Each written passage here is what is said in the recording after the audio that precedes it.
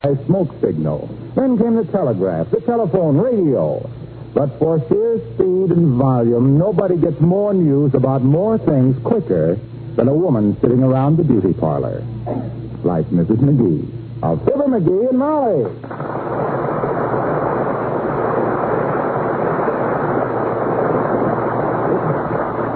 And another thing I heard at the beauty parlor, dearie, it seems that Mrs. McDonald's basement always being flooded with water was simply because her daughter, you know, the tall, skinny one, would sneak down at night and loosen the pipes because she was in love with the plumber. Mm-hmm.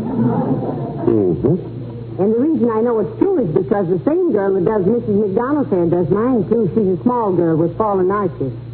And her name is Roselle, and she says that after Mrs. McDonald's daughter eloped with the plumber, their basement was never flooded again, and Roselle says she touches it up because it's getting so gray. Well, all basements get gray, kiddo, between the coal dust. No, Mrs. McDonald's hair, I mean. Oh.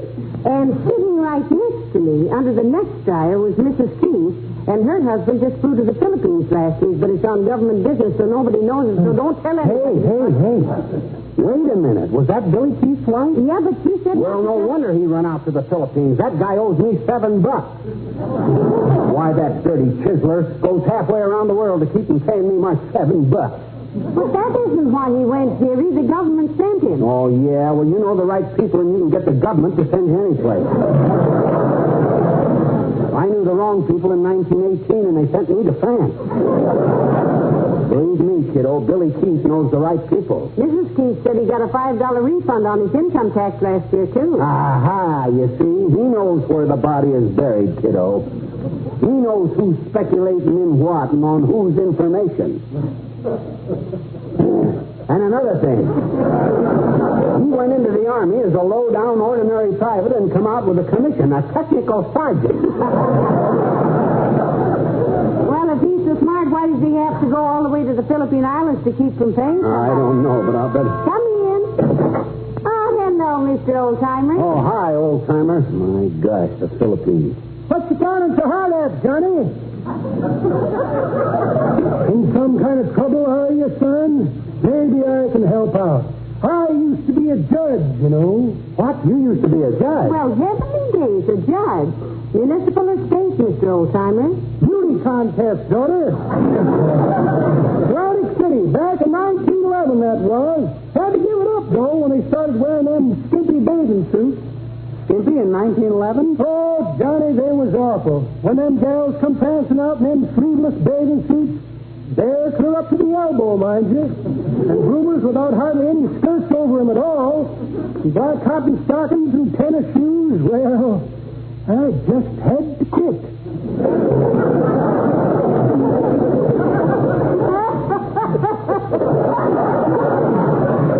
Embarrassing, was it? Well, it wasn't that so much, daughter, but my eyes kept bugging out so far they kept knocking my glasses off. I remember those bathing suits. It took a fairly strong girl just to walk along the beach with one of them things on. That's pretty good, Johnny, but that ain't the way I heard it.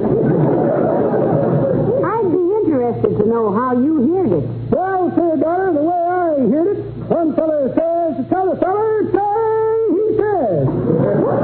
There you go in such a hurry. Going to see a television broadcast, says t'other feller. Is it true that television beams only reach as far as the horizon? So here, says the first feller. Well, says t'other feller, I better keep going then.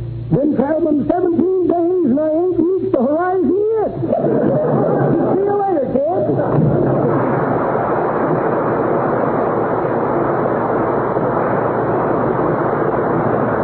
Well, he was no help. And if you think I'm going to forget all about collecting my $7 just because Billy Keith scrammed out to the Philippines, there's no two ways about it any day in the week, irregardless. Can't you send him a letter or a cablegram? No, sir. Not another nickel will I spend on that job while you're fighting out the Philippines now. Oh, it's the weatherman, McGee. Hello, Mr. Williams. Hi, Fog. Hello, Mrs. McGee. Hello, McGee. My goodness, it must be getting colder out, Mr. Williams. I see you're wearing your earmuffs. Earmuffs? Oh. I forgot to take off my headphones. I've been busy with my shortwave radio. I am a ham, you know. Well, now, isn't that a coincidence? So is McGee, everyone says. He don't mean that kind of a ham, Molly. He means an amateur radio operator. Hey, Fogg? Yes. It must be handy to have a shortwave set in your business, Mr. Williams. You can get the weather reports from all over the world, can't you? Oh, I do, Mrs. McGee, I do. You do? Yes. Just last night I was talking to the British forecaster in Rangoon. He says the monsoon season has started. No kidding. Monsoon in Rangoon, eh? You think they'll have a drought in the South, Foggy? Or maybe a little more snow and more snow in Kokomo?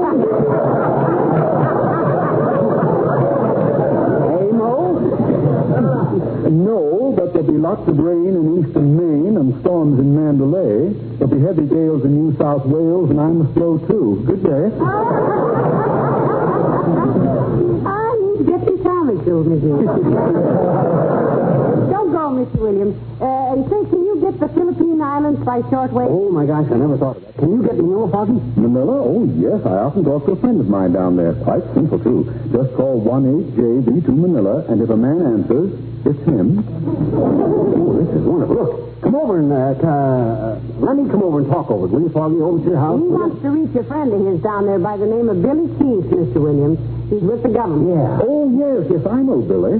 I'll call my man in Manila, have him get in touch with Keith, and ask him to stand by to talk to you. Fine. Would 9 o'clock this evening be all right? Oh, wonderful. Now, let's see. What time would that be in Manila?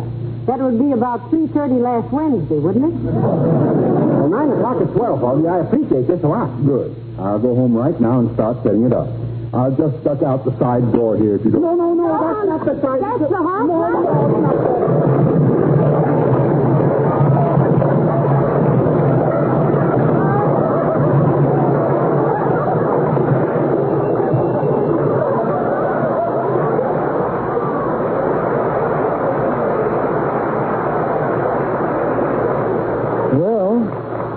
I've heard about it, but I never did believe it. I'll see you tonight, probably.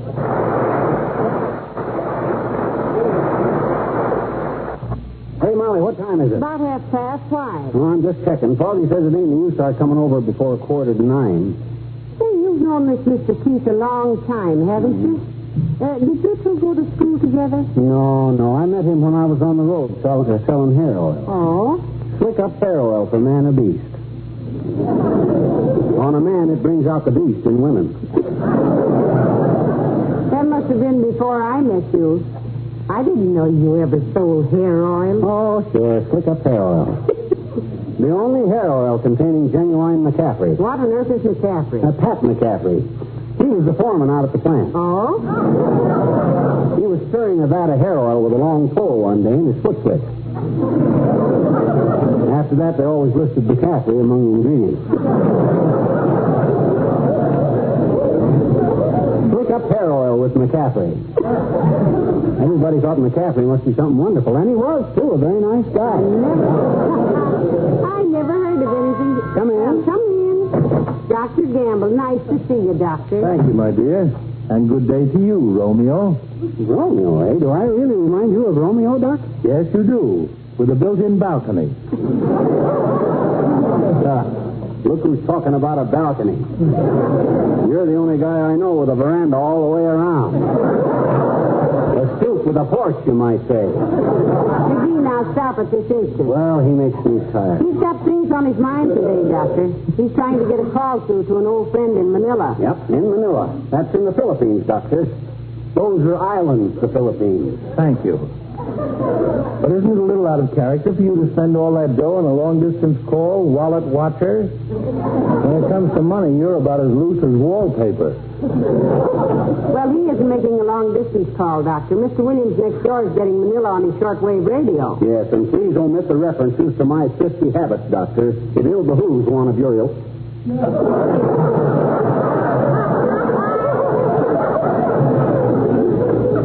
It ill bewhat's one of my wits? I say it ill behooves one of your ilk to chide another for small economy.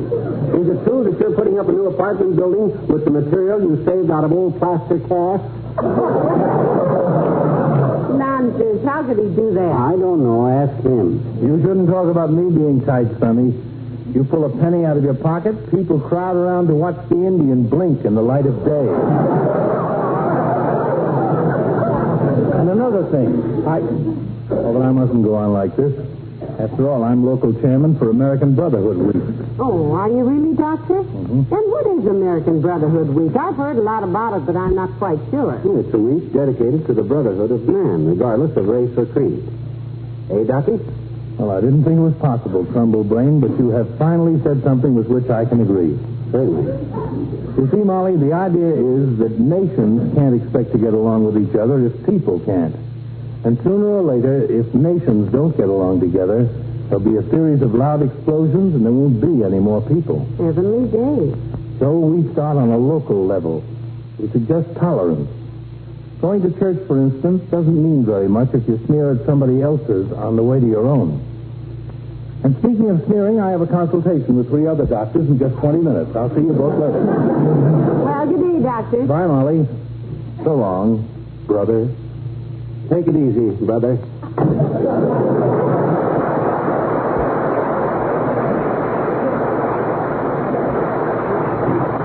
Not a bad guy, old Doc. I think I could be quite tolerant of him if he was more like me.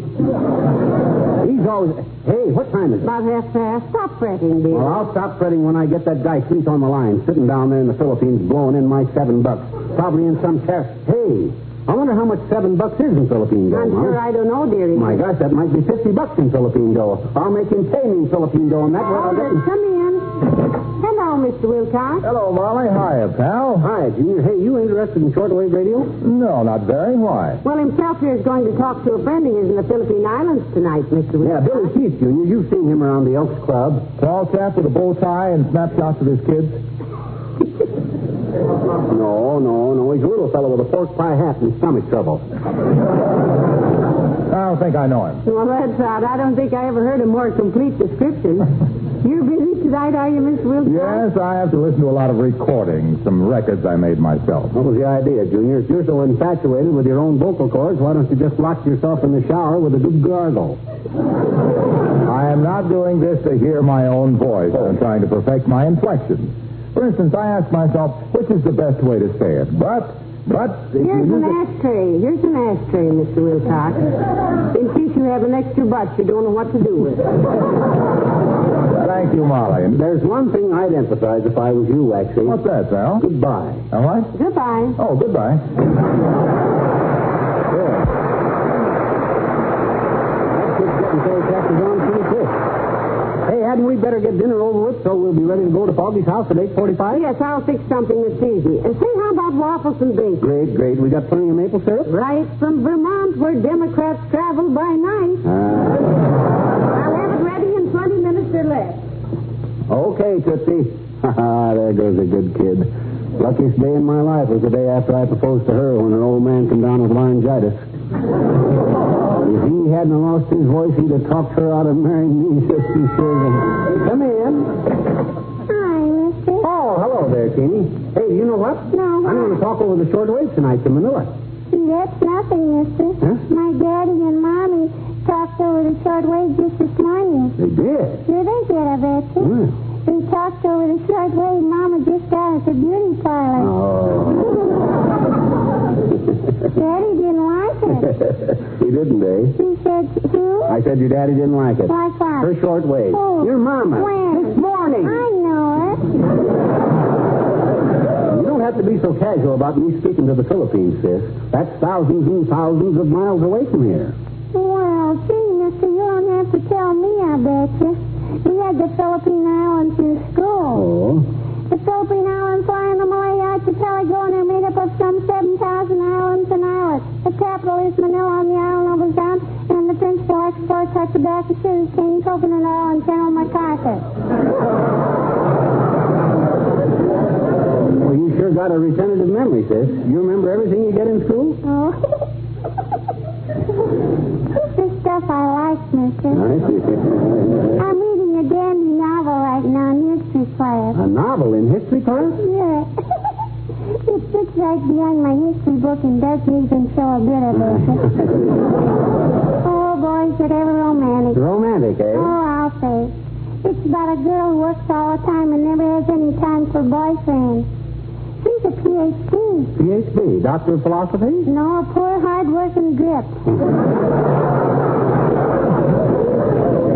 Anyhow, one night a friend of hers fixed her up with a blind date for a dance, and the boy turns out to be rich and handsome.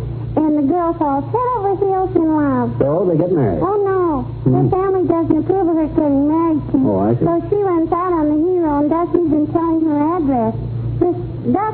Oh, I see. Saves like a $2 sports shirt, eh? Good. But that doesn't stop him, I bet you. No. He drags out the throne and tears the town up. Till he finds her on the last page and she falls into his arms for the funny show boy. Yeah, it's a very interesting plot, sis. That ought to make a good movie. It always has, mister. Now, what's the name of that? Cinderella.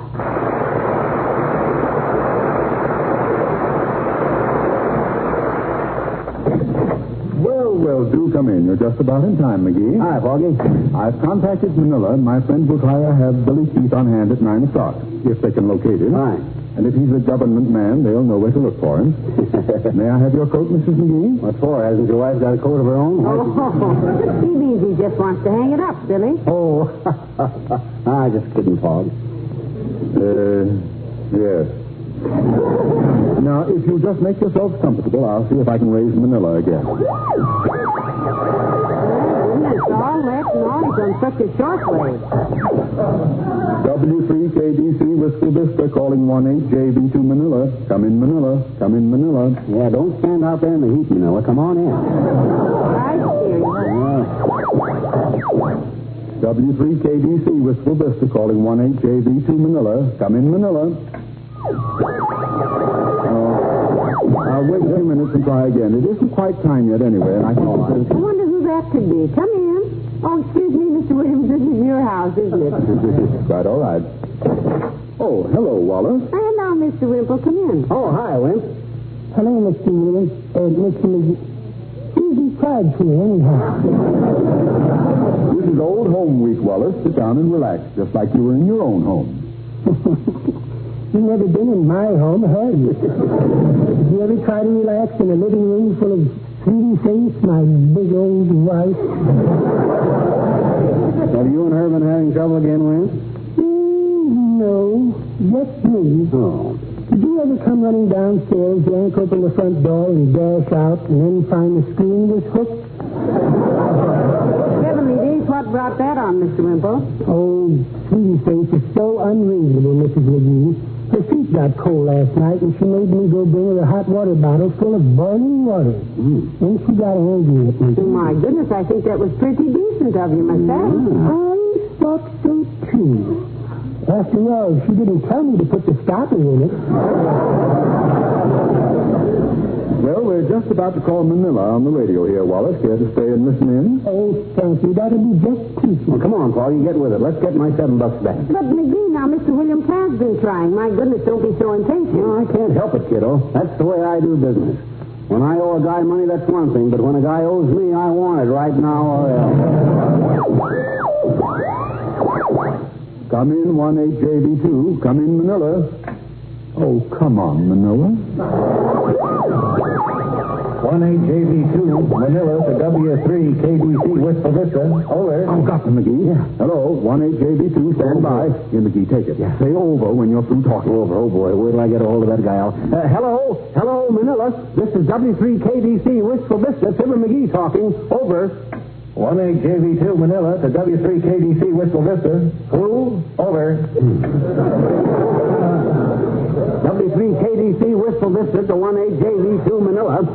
Fibber McGee, over. 18JV2 Manila to W3KDC Wistful Vista. So, over. W3KDC Wistful Vista to 18JV2 Manila. You got a guy down there that owes me $7. Billy Keith. My goodness, you don't have to tell a man's business to everybody. Right, Molly, they can't hear me. Get Billy Keith on the mic, bud. Tell him Fibber McGee is right on his trail. Over. 18JV2 Manila to W3KDC Wistful Vista. Who? Over. That's got it, butter. I mean, W3KDC Wistful Vista to 18JV2 Manila. That is, but I want Billy Keith. Over. Put the government down there. Over again. Isn't radio wonderful, Mr. Williams? 1-8JV2 Manila to W3KDC Wistful Vista. Oh, him. Over. Yeah, him. Over. He's not here. Over. This is almost as quick as swimming. Where is he? Dad Rabbit, he owes me dough, and if he thinks he's going to get away with it, he's got another thing coming. Over. 1-8JV2 Manila to W3KDC Wistful Vista. Keys went back to States day before yesterday. Civilian Airlines. That is all. Out. Yeah, but wait a minute. Wait, what's that? Hey! How do you jiggle the hook on this thing, Foggy? They cut me off. Oh, I'm sorry, McGee, but they've evidently gone off the air. But, McGee, the man said Mr. Keith had gone home, so... Oh, pardon me. We've got company again. Come in.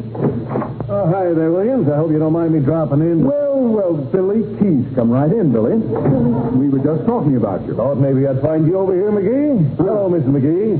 I stopped by to pay you that $7 I owe you, McGee. Well, Billy Keith, old man. Why, shucks, there wasn't any rush. My gosh. Well, thanks, but my gosh, I never worried about that $7 for a minute. Good. Now, would you mind letting me have my $200 watch back that you're holding for security? Over? Yes, Mr. Wimple, all over.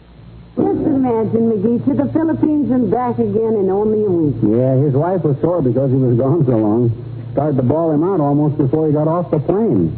Flipper? And he wanted to, but there was a cop that... Oh,